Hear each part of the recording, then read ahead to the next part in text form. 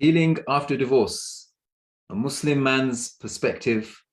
Assalamu alaikum rahmatullahi wa barakatuh. This is your host, Brother Shazad Hanif from Guidance Coaching.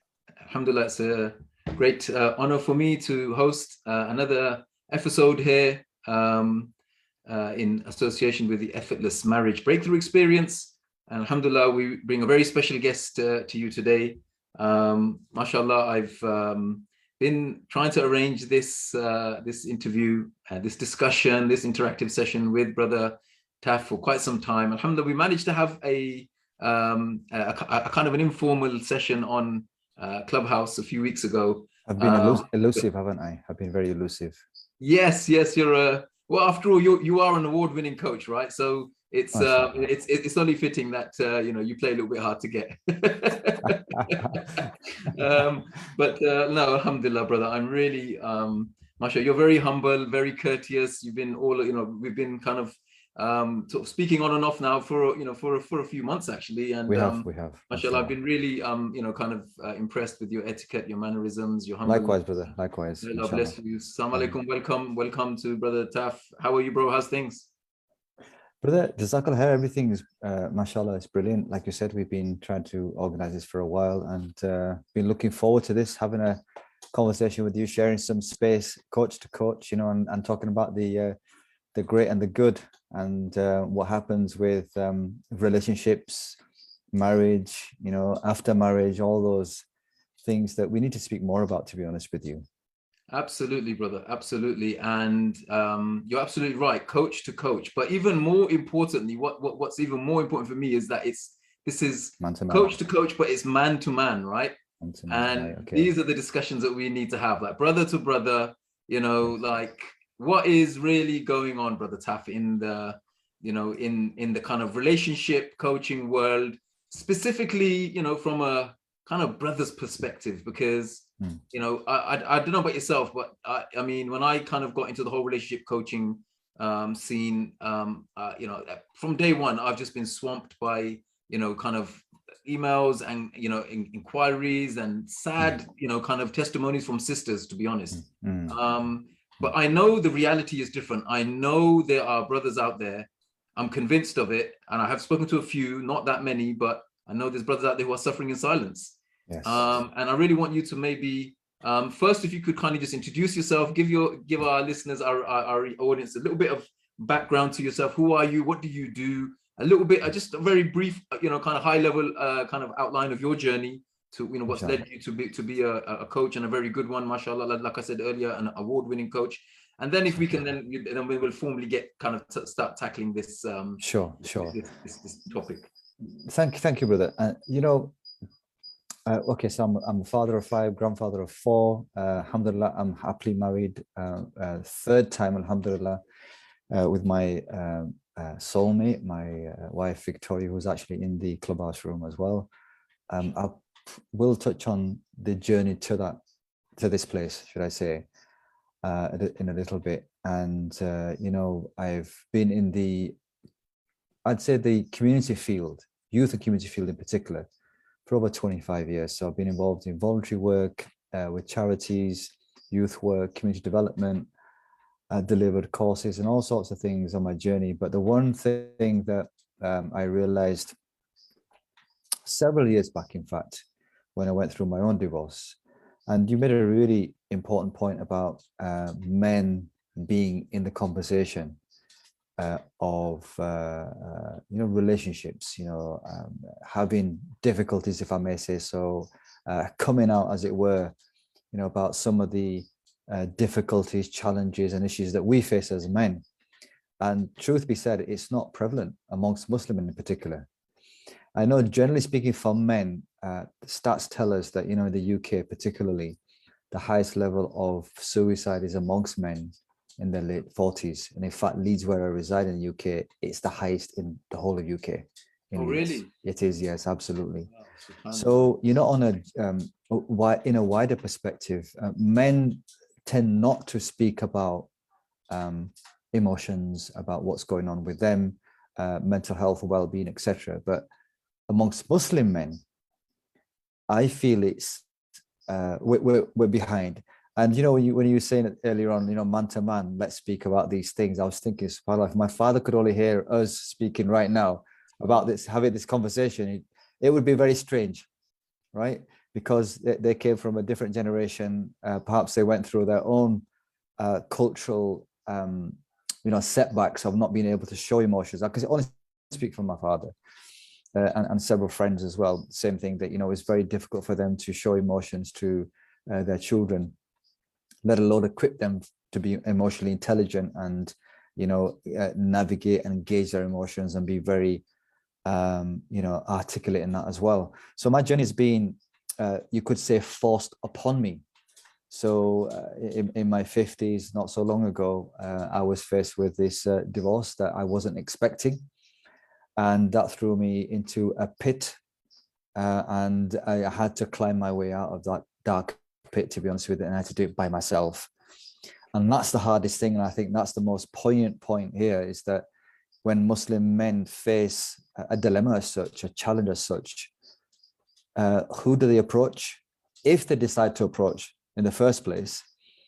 And do they actually trust themselves to be able to navigate through those emotions, particularly if a community doesn't necessarily encourage them to be very open and transparent and even vulnerable to share their emotions?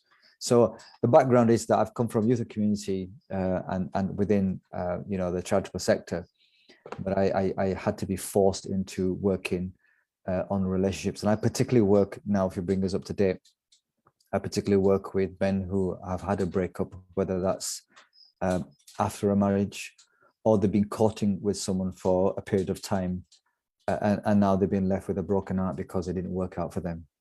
So my thing is, it's all built upon helping that person to regain some self-worth, self-confidence, self-esteem, to be able to move forward in their lives, and I'll describe, the process, inshallah, in a bit. Yeah, inshallah. No, that's really interesting. Thank you for that kind of introduction to a little bit there about your own personal journey, and also about what you do.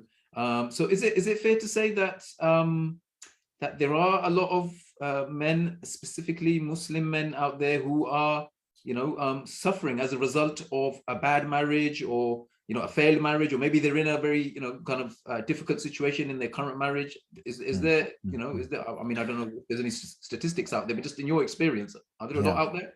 Yeah. Well, I can speak in two different contexts. One as a friend to men, and number two as a coach to men.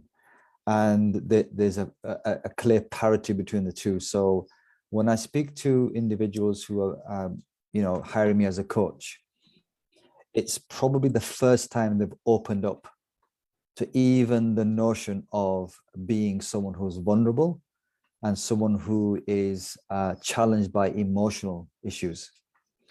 And at the same time, when I speak to long-standing friends who I've known for years, but they've seen me kind of evolve into this person who's now helping other men to navigate the challenges that they're having, and they're saying the same thing, that it's probably the first time they've been able to speak about some of those very taboo subjects to another man without feeling a fear of blame, reprisal, or guilt that there's something quote unquote wrong with them. So that's anecdotally, and plus through my own work. But my wife and I are currently doing a survey at the moment, and it's based on a past relationship experience. And what I'll do, inshallah, on Clubhouse, if you don't mind, we'll ping up the link. And so far, we've got almost had about 150 people respond. And it's about some of the things that people are feeling now because of the breakup, some of the challenges they're having. And some of it's around the questions of what actually broke up the marriage. What were the things that led to the breakup? Yeah. And alarmingly, okay, so we have around about 65% women who've taken part, the rest men. And what they're saying is that, without a doubt, the top issue that's coming out that people are suffering from after a breakup is mental health. Now, if we look at mental health as an area of concern, right? How many Muslims really understand mental health, number one. Number two, understand you need help and support for mental health challenges. And number three, actually know where to go. Yeah. So we almost like have a, not double, a triple whammy, right? First and foremost is the acceptance that, you know, we all can have. When we talk about mental health, there's this connotation that mental health is something wrong with you, right? Yeah. This extreme, it's black and white, you know, either you're great or there's nothing in between. Yeah. But mental health could be something as simple as, you know, I'm not really having a great day today, and I'm really stressed out about things. Yeah. Right. It's a point of concern. So what does a person do if that recognition isn't even there in the first place? Yeah. It's a tough one. It's a tough one. Yeah, absolutely. So what I'm actually finding is that because I'm sticking my neck out, as it were, and I'm sharing my own story, I'm becoming vulnerable openly. I'm sharing things that are very personal to me, and I'm doing that purely because I'm leading from the front, and I'm encouraging men to see a man in his 50s as a grandfather saying how it is, right? And the reason for that primarily is that, look, I want them to feel that it's not something that they should conceal, keep it within themselves, and suffer in silence. Because the sooner we have this admittance of, look, I need help, the sooner something could be done. But when you're in denial of something, then there's nothing to be done because there's nothing wrong. Yeah.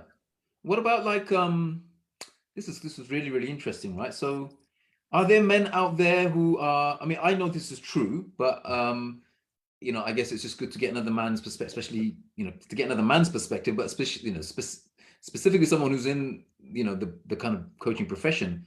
Like, are there men out there who are suffering from, you know, things like domestic violence and, you know, things that we traditionally think are being perpetrated by men, which is I think definitely, you know, that there's no doubt about that. That generally speaking, you know, our sisters seem to be getting the rough end of the stick in terms of, you know, some of the challenges and problems that are you know, very prevalent in our marriages. But I think, you know, there definitely are cases where there are men who are also suffering from these things. They're suffering from, you know, kind of being in relationships where there's a lot of kind of controlling behavior, maybe narcissistic type tendencies, and they're suffering in silence because psychologically, the way men are wired, they're not designed to really talk and open up, you know, which kind of really links and just, you know, kind of really explains what you said earlier about the suicide rate being so high in middle-aged men, right? So yeah. Are there cases like that out there?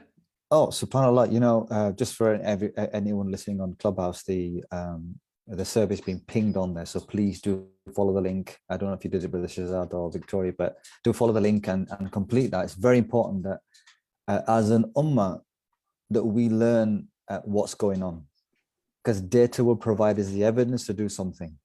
Yeah. And you hit the nail on the head with the narcissism is the top issue for breakup. So far. I mean, we have 150. 150 is a great sample, but it's not where we're going to stop. But it's so far, narcissism is top. And second one is cheating. Now, if and I don't have the time here to read things, and it would be unfair for the people who filled out the survey so far, but the narrative we're getting where people are going, elaborating further is unbelievable.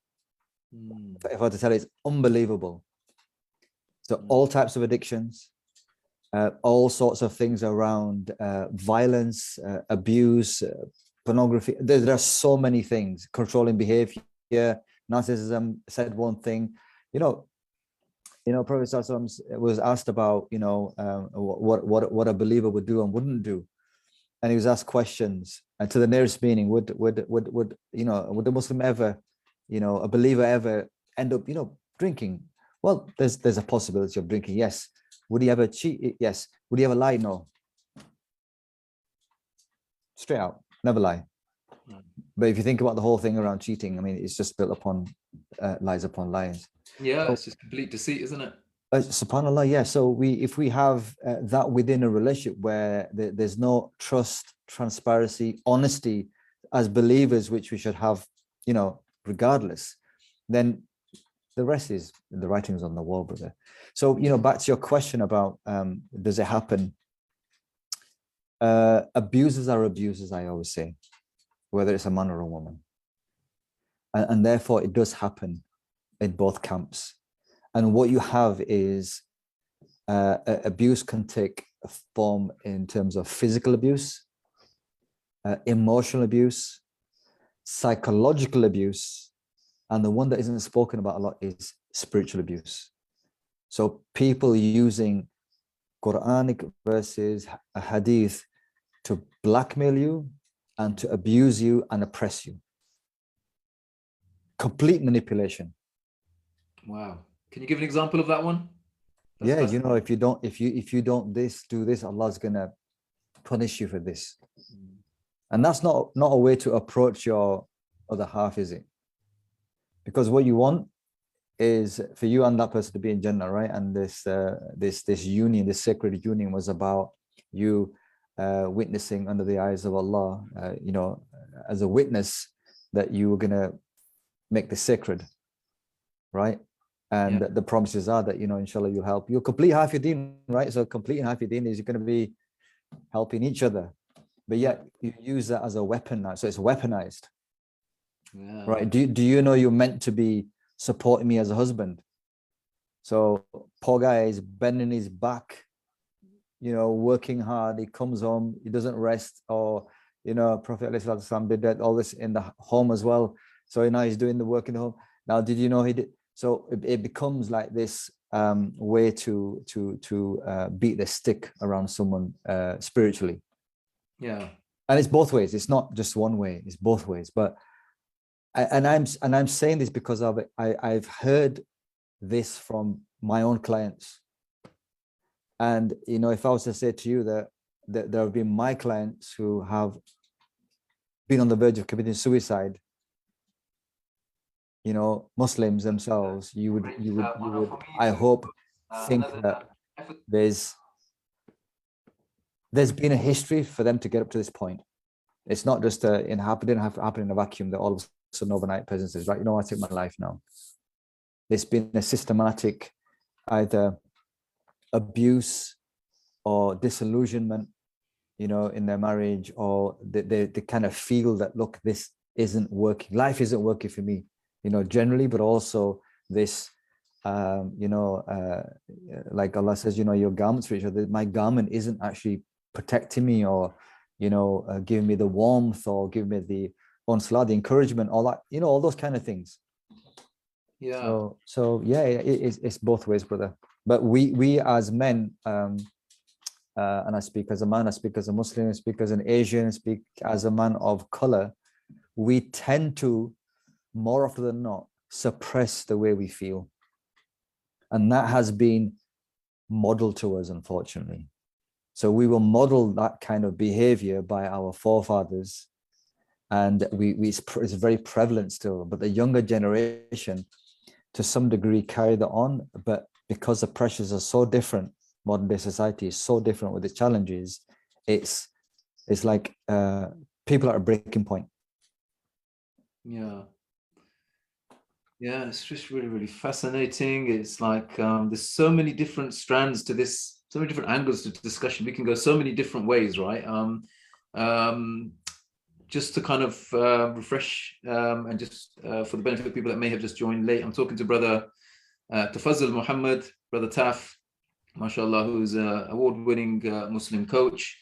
Mashallah, we're talking about healing after divorce, a Muslim man's perspective. For me, this is a really, really important discussion, because we're not having enough examples. We don't have enough tangible examples of Muslim men who are suffering, Muslim men who are, being abused, whether it's emotionally, whether it's physically, even spiritually, like Brother Taf just mentioned. So I think this is a really important discussion. And one thing that I just want to re-emphasize, that we're not saying here, we're not ignoring the fact that our sisters are being, are going through a rough time in marriages. We know that's a fact. There's no doubt about Absolutely.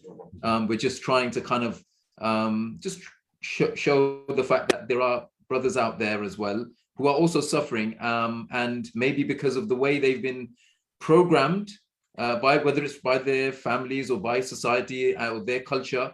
And I'd probably go a step further and say maybe it's just the way men are neurologically wired, or even to go a step further, say the way Allah subhanahu wa ta'ala created us as men is that we do not find it easy to talk about our vulnerabilities and open up about our problems. And I know firsthand what that means, because I was in a kind of a situation where I was just going through the motions in my marriage, and just not opening up, not talking to anyone about it because of pride, really. And sometimes people misunderstand that as ego, and there may be an element of ego attached to that, but it's actually more psychological, I feel, than ego driven. We're just not comfortable opening up. And I really believe that when brothers and sisters understand how they have been created by Allah subhanahu wa ta'ala, how they've been neurologically wired, then that really opens up a lot more room, a lot more ground for discussions, for understanding on both sides. Because then you can say, oh, actually, hang on a minute, that's not probably his or her nafs. That's actually just the way he has been created, or how the way he is psychologically. He's not going to open up so much, right? So it's not him necessarily being, very egotistic.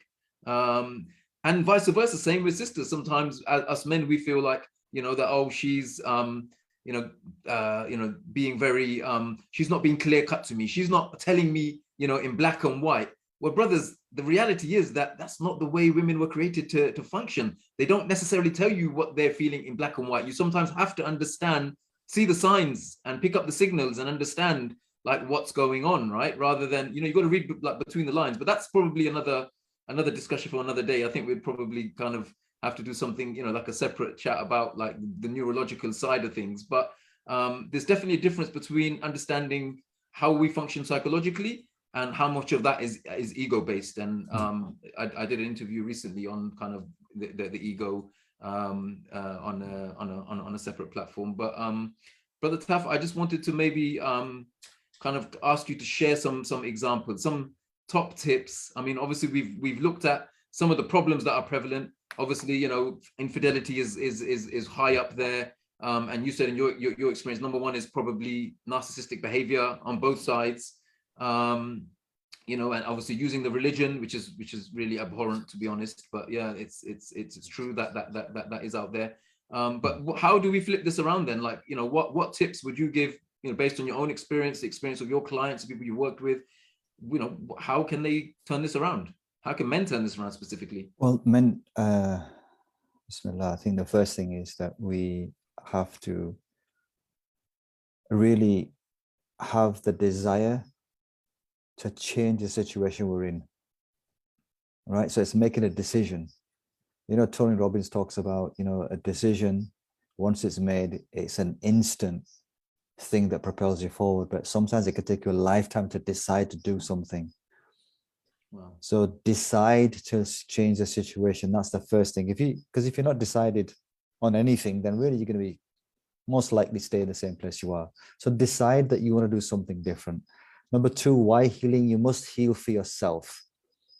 Because Allah didn't create us to be weak, right? Allah gave us all of our faculties and emotions so we could, be strong worshippers, to be strong husbands, to be strong community people, and etc., strong fathers. So our inability to do that is, we have to get over that. We have to do something, right, to better that situation. I myself have a three-pronged, approach, three-step approach. It's called ARC, A-R-C. And I have to kind of go into this very briefly because it's quite lengthy, but A stands for you have to accept what happened in your previous relationship. What were the mistakes that you made? What were the mistakes that the relationship had itself? Because the relationship failed, you didn't fail per se. What were the flaws? What were your shadows? What are the things that you can put your finger on and say, okay, I accept that this was a situation, and it could have been things like the values you held, right, weren't being honored, for example. It could have been the beliefs that you had didn't serve you anymore. Maybe you had erroneous beliefs that you'd held on for years, but they didn't serve you or the marriage. So you have to accept, first and foremost, your contribution to what happened. Number two, the B, R. The R is about you now repairing. You have to repair everything. You have to do the work. You have to really start to either look for therapy if that's what's needed, or get a coach like you and I, brother. I spent 8 months with a coach myself on a one-to-one basis, and I tell you, it was the best decision that I ever made. And it's then when I realized actually that my trauma that I carried was from my own childhood, and I don't want to go into this session, but it's from my own childhood. So when I was 8, so I was the abandoned child, and at 14 I was the withdrawn teenager. But I didn't realize that those two huge,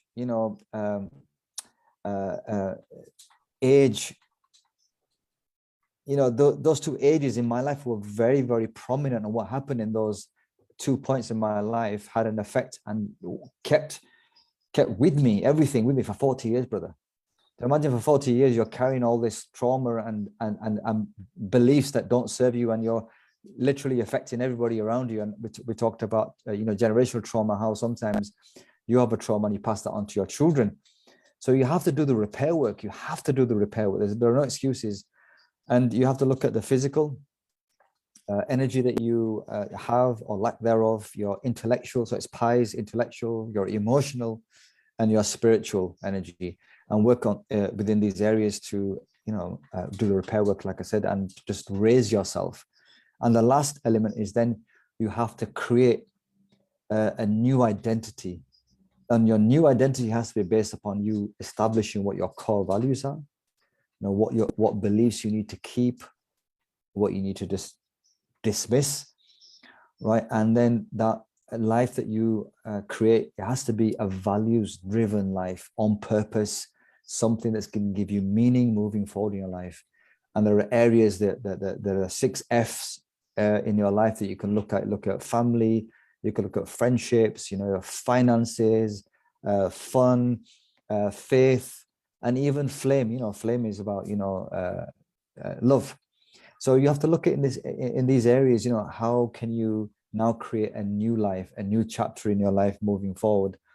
And I always, because people ask, when will I be healed? When, am I ready? I say, look, healing is a lifelong process, right? There'll be some things, some instances in our life where we'll be triggered and we didn't realize we have something deep down inside of us. So we'll be triggered, right? But I always say that if you feel confident in yourself, your self-worth, your self-esteem, and your self-identity, that you're not desperate to have someone else in your life, I say you're ready to move on. You have to get to a point where you are not desperate or exuding desperation or low energy, that you're trying to get someone in your life because you think they're going to fix you. If you don't need that, and you're happy with your lifestyle and what you're doing right now, you're ready to move on, especially if you've done the work. And I'd say that that's really the trajectory that we all should be doing, regardless of us being in or out of a relationship. Always working on ourselves. Always, that first thing is acceptance of what mistakes I'm making or where I need to improve, doing the work I need to do, and then keep on creating a life that's more closer and closer to Allah, our faith, and everything that's, mashallah, great and glorious in our faith. Yeah, absolutely, mashallah. I really I'm really glad that you've kind of given our viewers a bit of an insight into the structure of your sessions and how you sort of aim to help Muslim men.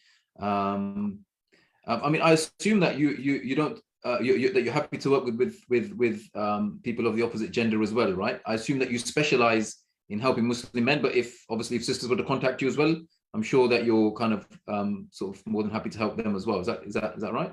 Well, actually, my wife looks after the sisters. I look after the brothers. Yeah, Okay, yeah, yeah. mashallah. We do, That's a great marketing kind of we concept do a there. double act, and the thing is that we find that the energy that we have, I have with men is just it's a different level to women, and it's a Yeah. personal decision we made, and vice versa for her as well, and I think it really works for both of us. Awesome, awesome. No, I do want to get Sister Victoria in at some point, inshallah, definitely, just to kind of share some of her knowledge and wisdom with us as well. Definitely, I'm very grateful that she has joined, alhamdulillah. However, so I'm actually really glad that you talked a little bit about the program, and you talked about the the kind of the acronym ARC, accept, repair, create. Mashallah, and you talked about like the F's. Was it? I think you said the 5 F's. Like family, friendships, finances, and that is really, really fascinating, because one thing that I've realized is that for people, I kind of had, I guess I could say it was an epiphany, really, that I realized that in order for people to really move forward from relationship pain, it was for them to take the focus off the relationship. Not completely, but I mean, you quoted Tony Robbins earlier, and another one of his catchphrases, or I heard it from him, maybe he got it from someone else, was like, wherever focus goes, energy flows, right? Correct, yes, yeah. So if your focus is always on the problem, okay, like, in inverted commas, then it's really hard to be able to get yourself in that peak state, which will allow you to make the breakthrough that you need to make. So it's very interesting, because I can see the parallels in the way you structure your sessions and the way I've kind of put my program together, where I will alternate between. So one week we'll focus on the relationship, and then the next week we'll look at, for example, money and finance. Then the following session we'll come back to the relationships. Then we'll go to career and business. Yes. And what I've found is that the way the way Allah created us, we're very much holistic beings, right? We need every core area of our life, including our spirituality, to be kind of balanced. And then when you get people start moving forward in terms of their finances, their health, their mental health, their emotional health, their career, then the problem doesn't seem as big, and they tend to find that kind of that stimulus that they need to be able to find the results, find the energy to push through in the marriage side of things as well, whether it's to heal the existing marriage, or whether it's to heal themselves from divorce, or whether it's sometimes to actually, let's draw a line here. I need to get out of this relationship. It's too toxic, whatever. And they find the courage and the leverage to be able to do that. So would you agree? I guess what my question is here is that taking the focus off the marriage and getting them to concentrate on other areas of their lives helps them to move forward in the marriage as well. Oh, absolutely, 100% agree. And I think the healthiest relationships are the ones that are interdependent, where you have your own identity, and your spouse has their identity, and you both work on yourselves, because the rising tide lifts all boats, right? So if I improve myself, it's improving us, it's improving the marriage, and vice versa. My wife, she improves herself, is improving us as well. Now, what you tend to find is that, holistically, if you look at all the areas of life, like you said, finances, if someone has pressure or anxiety around finances, it's going to spill over into their marriage. Yeah. Not because they want to, it's just they feel that pressure, maybe they have the anxiety, and it's like that's on their mind, and perhaps that's gonna, the anxiety then kind of comes into the conversations because they've got something else on their mind. So if that's resolved, or if they're at least dealing with that, then alhamdulillah, then they can move forward with this other thing. And I know it, for some people it might sound a little bit weird, but you're right. The area, usually what people say is that, look, if you have greatness in all these areas, keep working on them, keep bettering those. But I've been taught that if you look at the areas which is the least successful, and work on that one, and as that improves, it exponentially improves the others. Yeah. The effect is actually greater on the other areas than it would be if you just look at those areas, because the difference it makes to resolve the problems, quote unquote, you're having in that area actually has a cumulative effect on the rest. Yeah, so I guess there's more than one way of approaching this problem, isn't there, really? So you could reverse engineer it, like the way I mentioned, where you kind of focus on other areas without neglecting the healing aspect. Yes. But just get a person back up on their feet again, getting them feeling confident, getting them moving forward in other areas of their life. Yes. That gives them then the emotional strength, the capacity to then be able to deal with this problem which has drained them. Yeah. But then also what you said is very valid as well, but it's probably the more logical way of dealing with it. Whereas actually, let's try and get some healing in place first, which then gives them the stimulus and the energy to then be able to start cracking on with other areas of their life. So I think there's probably more than one way of trying to kind of tackle this, and they're not, and they're probably valid in their own ways, right? I guess there's no one glove that fits all. No, absolutely, brother. And we all know the verse where Allah subhanahu wa ta'ala talks about, that Allah will not change the condition of people unless and until they change the condition within themselves. We know this, and it's very often cited. But the truth is that, we have to change the condition within ourselves. We have to, and it's all about action. Yeah, absolutely. The change is movement. And I think that's what it is. No matter where we start, no matter what we do first, second, or whatever, that movement creates that impetus, creates the energy, and it creates that sense of, oh, I'm doing something towards bettering this area or doing something for myself. And it's the motion that's created that, inshallah, will create momentum to propel you forward. Absolutely, absolutely. And I think there's a saying which says like that the secret to happiness is fulfillment, and the secret to fulfillment is progress, right? So if you're making those little baby steps in these different areas of your life on a weekly basis, whether it's with a coach or anyone else who's kind of holding you accountable, that can be a game changer. And I think that there's something else here as well. Like if we look at the marriage situation, now if there's a brother who's in a marriage, he's suffering in the marriage, or let's say that he's divorced and he's in a lot of pain, like you mentioned you were, and it wasn't until you found the coach that really helped you to repair some of that pain. But let's just say someone's in that situation, right? If they do the inner work, which is easier said than done, but if they manage to, whether it's through therapy or coach, or whether it's a friend who holds them accountable and really pushes them, helps them through their difficult time, when they push through and start cracking on with their life, moving forward in their health, their career, their finances, they start, reprogramming some of the blocks that they had from childhood and things, that society and culture taught them. Then let's say, for example, that this brother is in a marriage, okay, and it's a very toxic marriage.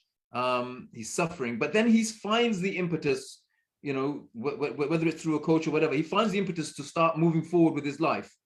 Have you had any cases? I mean, I've definitely seen this where the spouse sees a different version of this person, and the spouse automatically reciprocates because now this person is like, he's functioning on a higher vibration. Like he's all of a sudden now like, focused on his career, he's thinking about investment strategies, he's like more positive, he's more, he's on a higher vibration when he's around his partner, more positive. He brings a higher level of kind of, a better state to the marriage.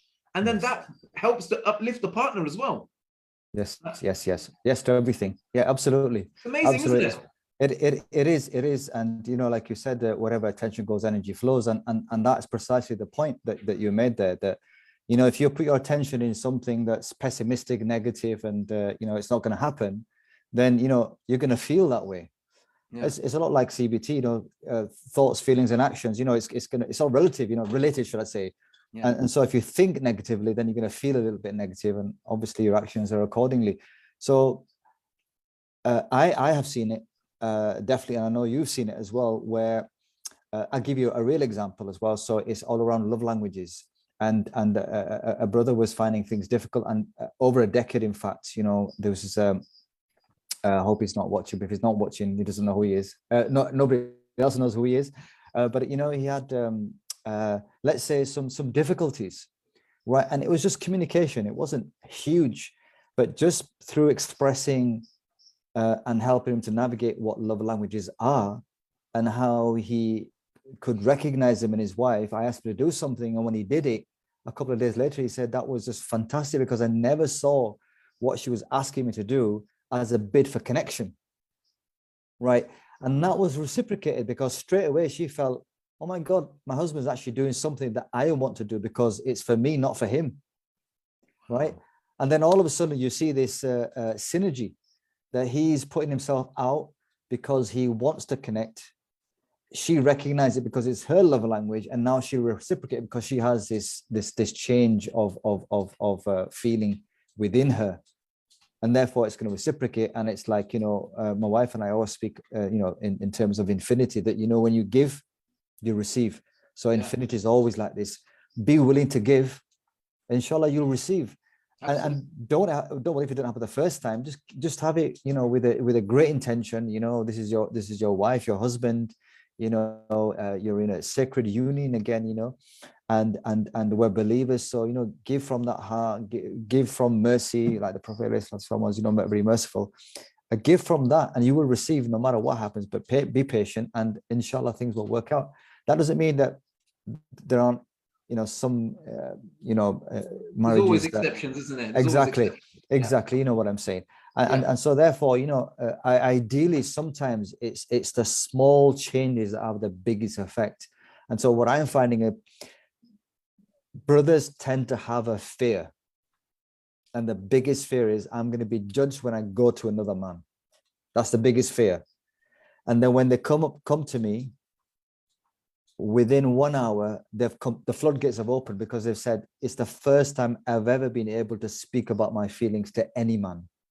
And thereafter, what happens is, it's just that they become so open, and they say, I regret not speaking before. Yeah. Because all of a sudden now the weight's lifted. It was all stored in here.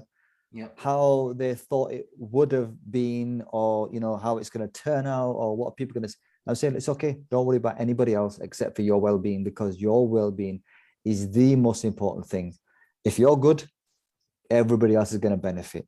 You know, when they're on the airplane, when they talking about safety, they say, stick the mask on your face first, and then your child, because if you stick it on your child, you're gone. Child's gone as well. Save yourself, you know, and then everybody else is great around you. And I say, don't feel guilty about self-care. It's a must. You must look after yourself, because in that way, you become a better worshiper, you become a better husband, you become a better father, a better community person, and then it makes sense to people. Yeah, absolutely. MashaAllah, that's really refreshing. And I think what, you know, the things that we've discussed, the things that you've talked about, I think it really, you know, tells what, you know, what I understand from this discussion is that there is hope for everyone, right? Whether it's brothers, whether it's sisters, you know, Muslims, non-Muslims, no matter what, you know, culture you are, what walk of life you're from, like there is hope. Okay, no matter what situation your relationship is in, whether you're in a relationship or you're divorced and finding it hard to get married. I mean, even within the relationship area itself, there's about 4 or 5 different niches, right? There's people who are looking for marriage. There are people who are in a marriage and just don't know whether to stay or how to get out. You know, there's people who, you know, have been divorced, like, you know, we're kind of talking about here about healing. And so there's a few different niches, sub-niches within the niche, right?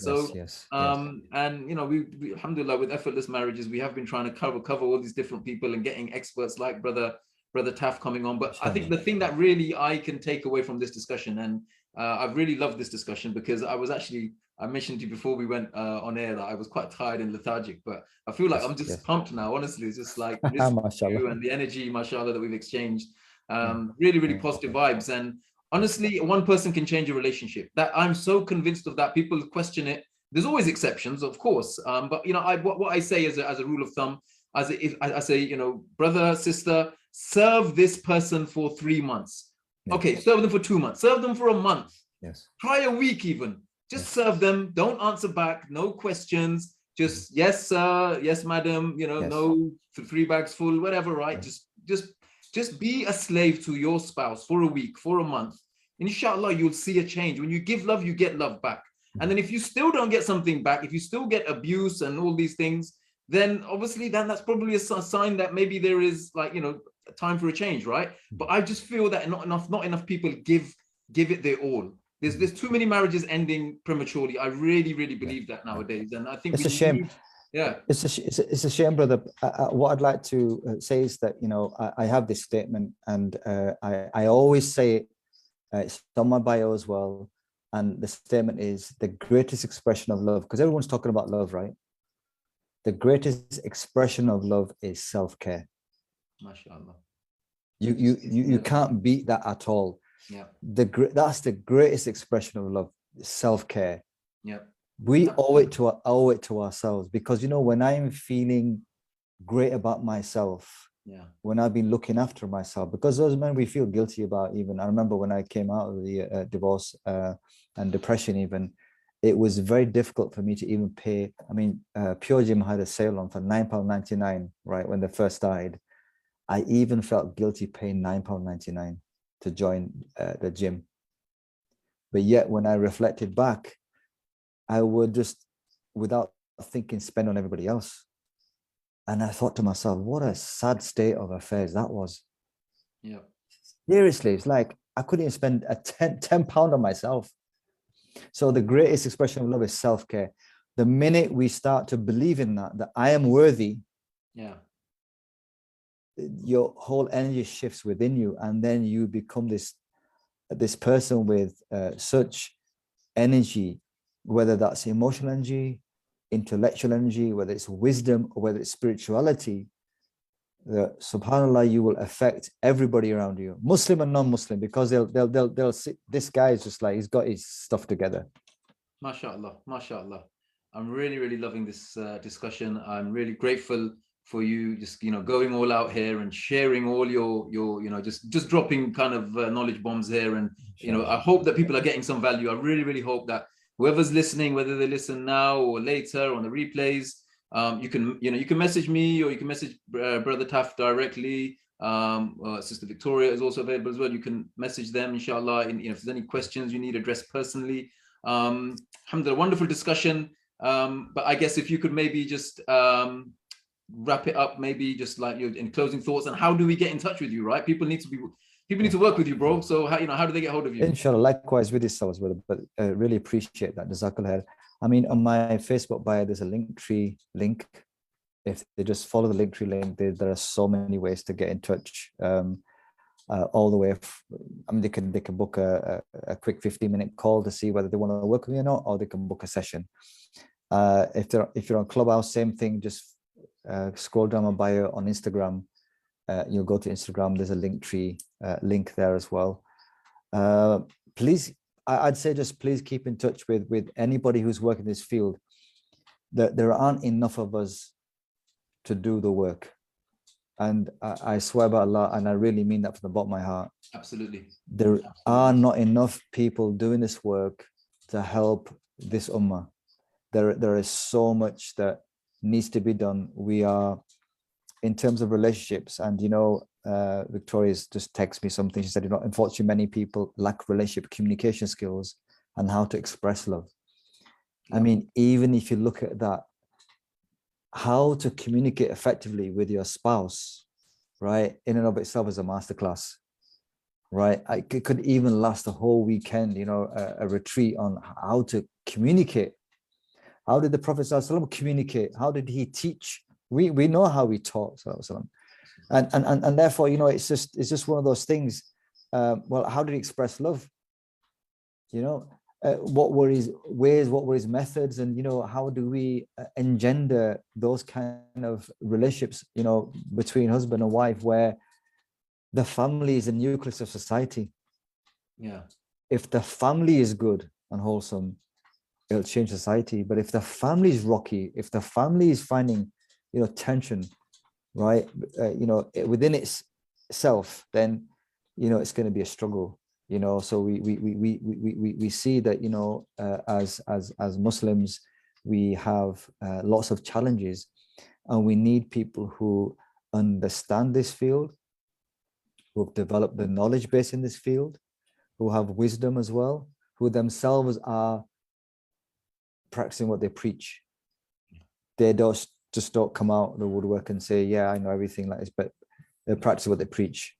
They've been there, they've done it, they've got the t-shirt for it as well. And they're saying, don't be shy, approach us. We're very approachable. Let's have a chat and get something done. So, you know, there should be hundreds and thousands of us doing this kind of work. That's what my personal belief is. Absolutely. Absolutely. Just like there is a halal meat shop on every street corner, subhanAllah, we need coaches for every locality, for every area, for every town, for every country, because subhanAllah, this is the need of our time. Honestly, this is the need of our time. And I really am so, like, you know, I feel a debt of gratitude to coaching, because, you know, I mean, don't get me wrong, I did counseling and CBT and all these things, and they all have some great things, alhamdulillah, you know, contained within them. But coaching was what really made me, you know, accept that, you know, yes, there's a problem here, but alhamdulillah, I have gifts Allah has given me, you know, and allowed me to move forward, you know, in my life. That's the main point. Yeah, it's forward looking. You've got to move forward. You've got to move forward. And self-love, I mean, you touched upon it, Brother Taf, you know, like, self-love is like, when you love yourself, you are opening the floodgates for love from the outside to come to you. Absolutely, right? Absolutely, yes. But when you don't love yourself, when you don't, for example, if you know, if you say to, you know, that, oh, I'm going to kind of read a book, you know, or attend a seminar, or I'm gonna, you know, kind of reach out to such and so, you know, a coach, a counselor, a therapist, someone, and, you know, and schedule a session with them or whatever. Give yourself a tap on the back when you carry out what you say you're going to do. You know, like, it's like you gotta. It all starts with ourselves, honestly. Like, absolutely, we are in a good place, loving ourselves, rewarding ourselves for doing what we say. You know, then it's like, you know, like you said, self-care, right? It's just so key. When you do that, then others will love you. Others will, you know, will show you the same love. Absolutely. If you don't show it to yourself, then well, my wife taught me this is, you know, you know, the way you love yourself is the way you teach other people how to love you. Subhanallah. Or the way you respect yourself is the way you teach other people how to respect. So if you don't respect yourself, why would anybody else respect you? Awesome. Conversely, yeah. That's absolutely amazing. Brother Taf, Jazakumullah khairan. Thank you again. Brother. Very grateful for your time, and inshallah, hopefully we can get you on again, inshallah. Inshallah, if time permits, inshallah. Jazakallah, brother. Thank you so much for having me on as well. It was a pleasure. Thank you. Jazakumullah khairan. Assalamu alaikum wa rahmatullahi wa barakatuh.